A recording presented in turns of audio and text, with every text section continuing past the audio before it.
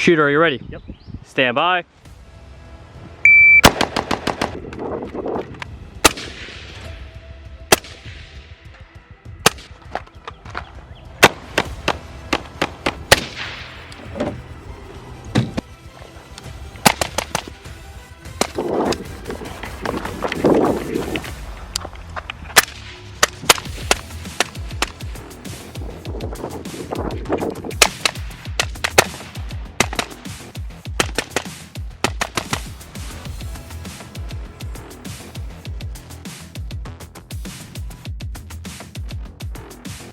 What's going on, you guys? Welcome back to One Grunt's Point of View.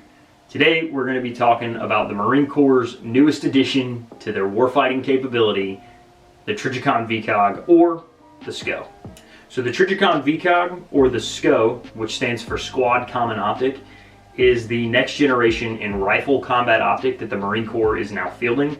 I have put probably close to 15, if not 20,000 rounds underneath one of these in the last 3 years since the adoption, and I have a lot to say about this optic. I felt like I had a pretty good handle on how to talk about this optic, and I think I have a good handle on its the positives as well as the negatives and the shortfalls that have come from this thing. But I also think that the positives absolutely outweigh the negatives, especially when you look at what we had going into this. Now, the Marine Corps, when they began the SCO program, a lot of people put up optics, SIG, Night Force, Trijicon, a couple other companies, and eventually we ended up going with Trijicon. Now, I think part of that is due to the Marine Corps has had Trijicon optics for a long time. It's a trusted name throughout the Marine Corps. But I also think it had to do with Night Force getting the SOCOM contract for the ATACR as well as the NX-8 around the same time. So Night Force wasn't going to be able to really fulfill those orders as quickly as the Marine Corps needed them. So the Marine Corps wanted something now, and hence we ended up getting the 1-8 VCOG. Now, I don't think that's a bad thing. Going off of the 4-power ACOG that I have served or had since my service began in 2015, the little ACOG, you know, she'll get it done. And especially if you know what you're doing with that optic and you understand how the BDC works, how to measure targets, it gives you a lot of capability in a very small package.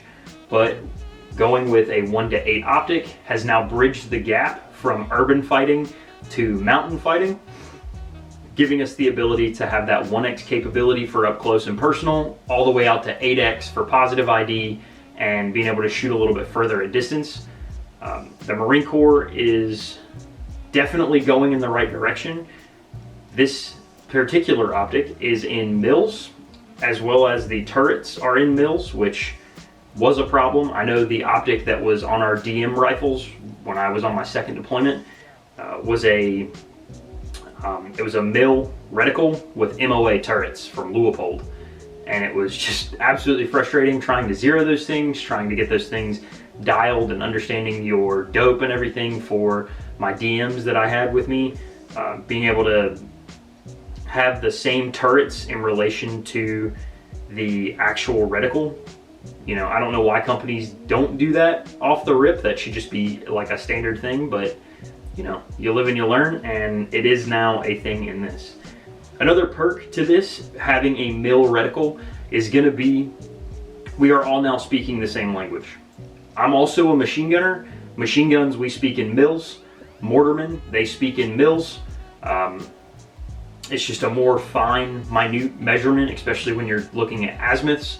A mil rather than a magnetic. You know, magnetic measurements are going to be like degrees, and they're more bold, whereas a mil azimuth is going to be very fine, and that's why we use those, as well as mortars uses those for shooting their indirect fire systems and stuff like that. Arty uses mils. Snipers use mils. Basically everybody has been using mils, and then the Marine Corps was still kind of stuck in the BDC for your average general purpose rifleman. Now that we have this, we are all speaking the same language. So when I mill a target, or I get the distance from the impact of a shot or a machine gun burst to my target, I can now mill that and relay that quicker to a machine gunner that I'm spotting for, to a sniper that I'm spotting for. Generally what I used the 1:8 ATACR that has been on my 12.5 for the longest time, what I use the mill reticle for, yes, shooting out to distance, but I generally am not going to be shooting a 5.56 gun out past 500. So I would use it to spot for Tyler whenever he would run his bolt gun, because 8X will get you out there enough to be able to see impacts and understand what's going on, and the reticle is good enough to give you all of the information to be able to quickly relay corrections to people. And now that we're teaching mills and mill holdovers, mill relation formula, how to range targets using the mill relation formula, we're all speaking the same language instead of having some people that don't understand mills at all and some people that do. So I think that's a huge plus for this thing. Downsides off the rip are going to be this thing is chunky. I can't stand how heavy this thing is. I don't like that it has an included mount. I understand why. I could only imagine seeing a bunch of Marines at the armory putting these things on and having to really torque those damn hex screws that are like in like a Badger mount, something like that. So going with a one-piece system, definitely a smart choice from the Marine Corps. We have honestly been the only creatures that somehow can break ACOGs. So coming up with a very durable design was definitely a good thing from Trijicon. What I don't like about this mount, however, the lack of interchangeability with mounts. Trijicon does not have a lot of coexistence in the market when it comes to the ACOG mount and the ACOG footprint. Some companies definitely do make ACOG mounts. However, the VCOG is running your standard run-of-the-mill ACOG mount, which has these thumb screws, and these are absolutely terrible. Will they get the job done? Yes. But you cannot put a torque spec onto these thumb screws like you can a nut or a hex bolt like on my ATACR here. So you got these hex bolts right here, and I can put a good tight 65 inch-pounds of torque on there. I know it's not going to come off. These, I just have to tighten these down with a screwdriver as tight as I can get them and hope they don't come off while I'm shooting. And that did happen while we were at the range. Now, with that all being said, that's going to be my quick down and dirty overview. If you don't feel like watching the rest of the video, totally get it, but there's a lot of other information that I'm going to go over. With that being said though, let's get right into short bay performance. Shooter, are you ready? Yep. Stand by.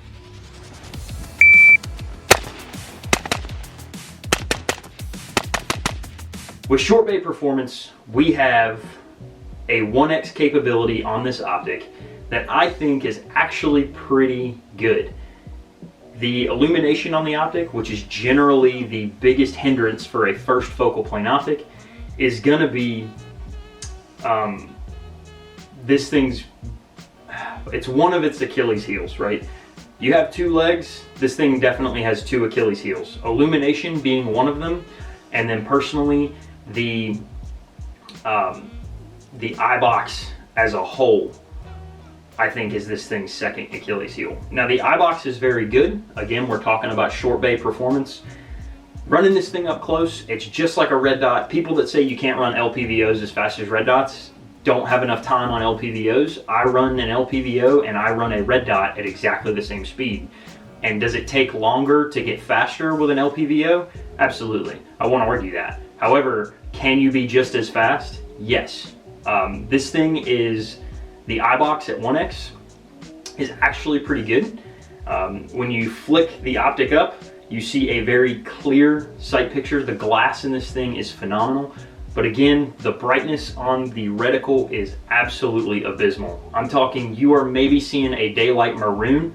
You get a very fresh AA battery in there, and you're talking, it'll be bright enough that you can see red, but not bright enough that it's actually bright. And as soon as that battery starts to go, within like 20 minutes, you're talking, it dims out to a point where it's basically just not usable during the daytime.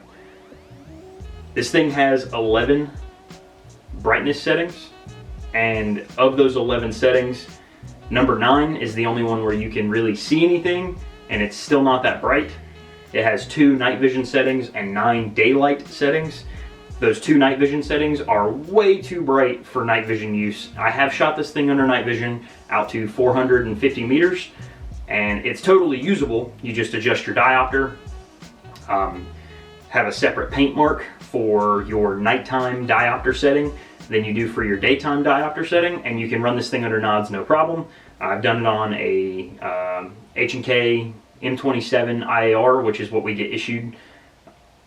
Run this thing at night under nods, no issue whatsoever. However, the illumination's way too bright. It was blooming really bad, and that's on the dimmest setting. So Trijicon, I wish you would have put more effort into the daylight brightness settings and less into trying to give me a night vision setting.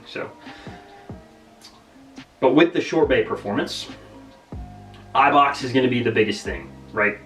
Up close and personal, this thing runs just like a red dot, like I was saying. However, it is not a true 1x. And by that, I mean this thing is actually a 0.9 or maybe even a 0.8. It is negative magnification. So I'm actually feeling like I'm further away from the target and looking through more of a tunnel. The bezel on the outside of the optic is so thin that it does disappear, a lot like the Vortex Razor 1-6. However, having that negative magnification, if you're really running and gunning and moving through those magnification settings, you can dial this up and find that 1x.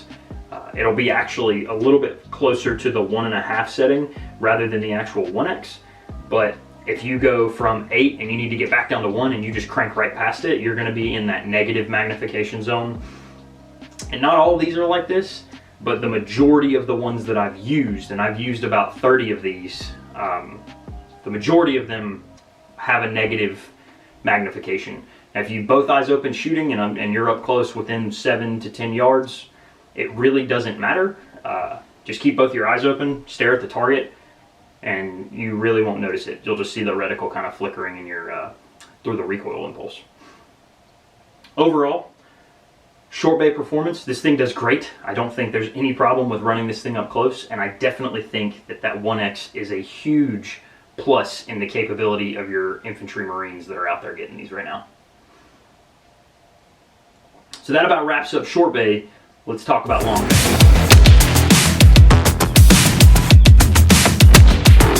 Jumping into long bay performance, the first day that I took this thing out, I actually was struggling to make impacts with it.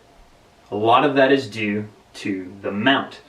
I couldn't get these thumb screws tight enough, and I had to continuously come off the gun, go back and re-zero the optic, come back and shoot again at distance, and at 300-400 yards, I was really struggling, even at 200, to make impacts on a BC zone steel. And a lot of that is due to the mount. The mount was kind of, I couldn't get it tight enough that it wasn't backing off. On the second day of shooting that I went out and I took this, I had torqued everything down. I took the mount off, torqued everything down with a little bit of Loctite. This is how this came from Trijicon out of the box, and I torqued everything down. I took the mount off, put it back on, re-torqued everything, and then I ran it, and I had no issues with it holding zero or any accuracy shifts after that. So if you get one of these, I suggest you take the mount off. Make sure that Trijicon has supplied the mount with, you know, enough sufficient amounts of Loctite in order to hold this thing in place. And if you're going to spend the money on one of these, spend a little bit more and get a LaRue QD mount for this thing. These thumb screws are horrendous. It's enough about the mount though. Let's talk about how the actual optic itself is performing at distance. Again, this thing is a mil reticle with 10th mil clicks on the turrets. The turrets are not marked, so you cannot dial for elevation or windage if that is something you like doing. I just prefer to hold in the reticle, so it's not really a big deal for me. The reticle is 100% usable at distance. The hash marks are numbered every 5 mils, and there is a thicker hash mark which designates a single mil, and then a thinner hash mark with the half mil. So you have an easily designatable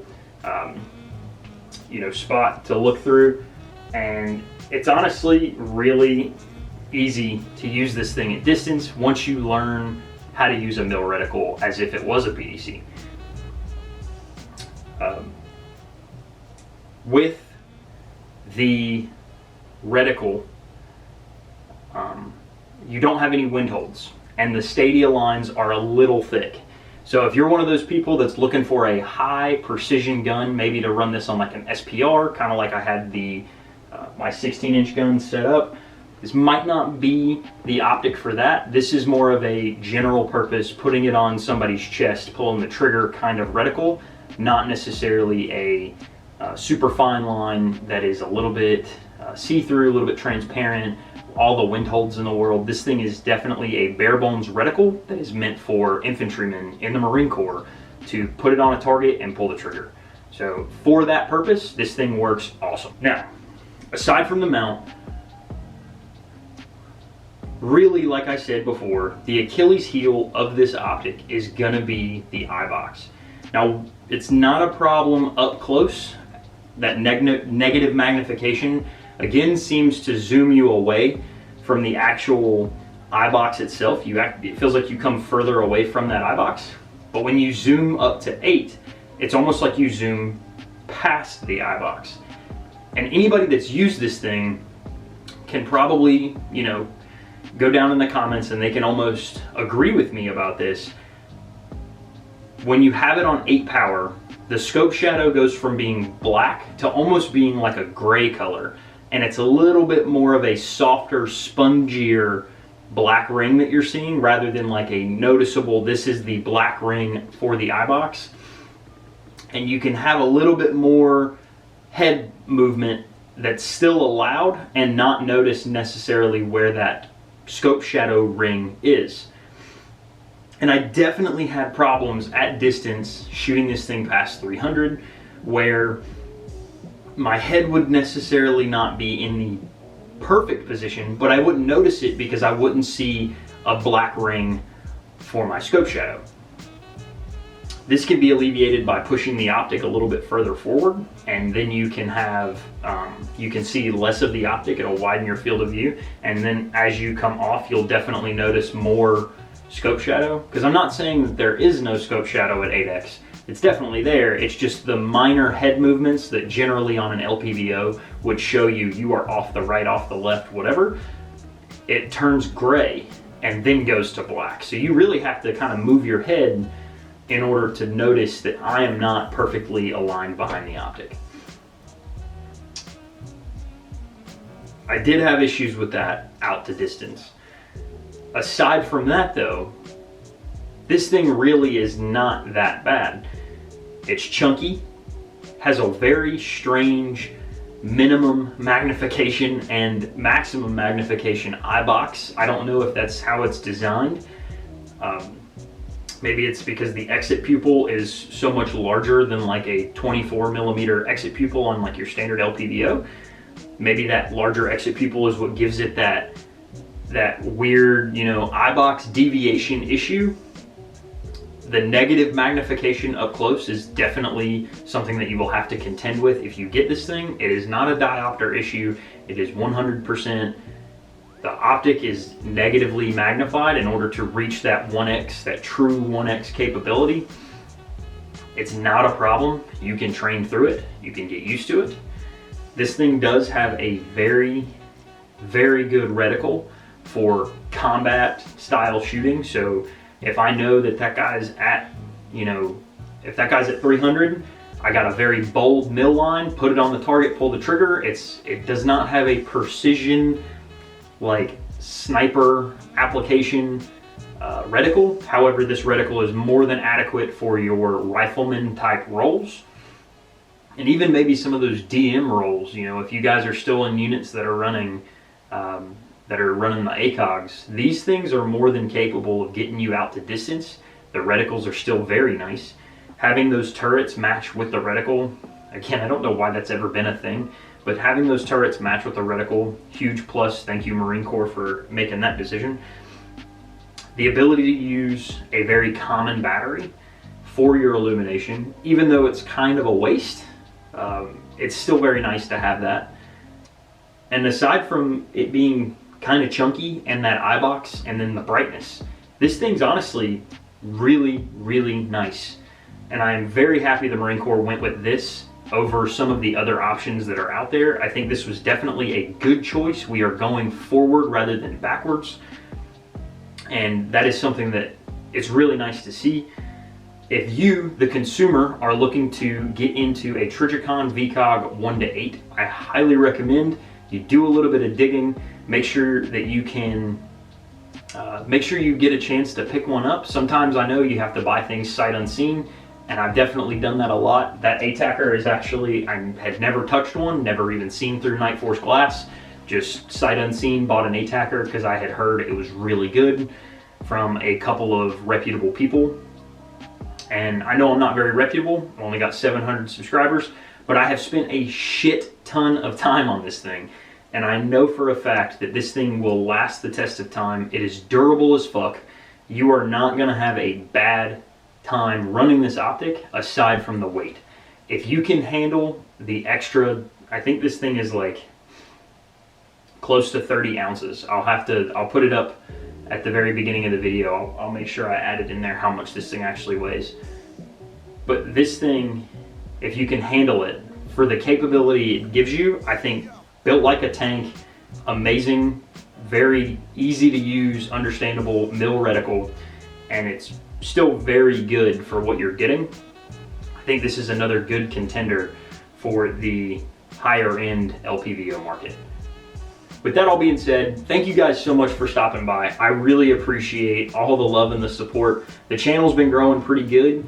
I've been kind of in and out, popping in, dropping some videos, and then having to dip out again. I am still currently doing some stuff behind the scenes that takes a lot of commitment. It's kind of keeping me away from a lot of things, and YouTube just is not a priority right now. But I'm doing my best to get you guys as many videos as I can. If you guys have products that you would like for me to review, I would love for you guys to reach out. I will be more than happy to review stuff, and I'll send it back as soon as I'm done with it. And I will not damage it, I promise. And I would be more than happy to make more videos. If you guys have something you want to see specifically, you've got something that you are, you've been looking for it and you really can't find it on the internet, I'd be more than happy to put something out there for that as well. I need to say thank you to Rendezvous Here. Rendezvous Here has been a sponsor of this channel for a long time. I do not get any money from Rendezvous Here. Our sponsorship is purely, I mention him in videos and he sends me gear in order to T&E, and I send, either I keep it or I send it back depending on where we're at. A lot of the gear that's on his website, the prototypes as well as the prior generations, I have had hands on before we got to the generation that he's on now. That guy is awesome. He makes some of the best gear for probably the cheapest you're gonna find quality stuff. And I use his slings on everything. I have not used another company's sling. Every time I try someone else's sling, I hate it because I love the Rendezvous Here sling so much. So definitely go check him out. Use code GRUNTS20. Save yourself 20% off everything in the store. And if you guys have anything else, don't be afraid to let me know. But with that all being said, thank you guys for stopping by.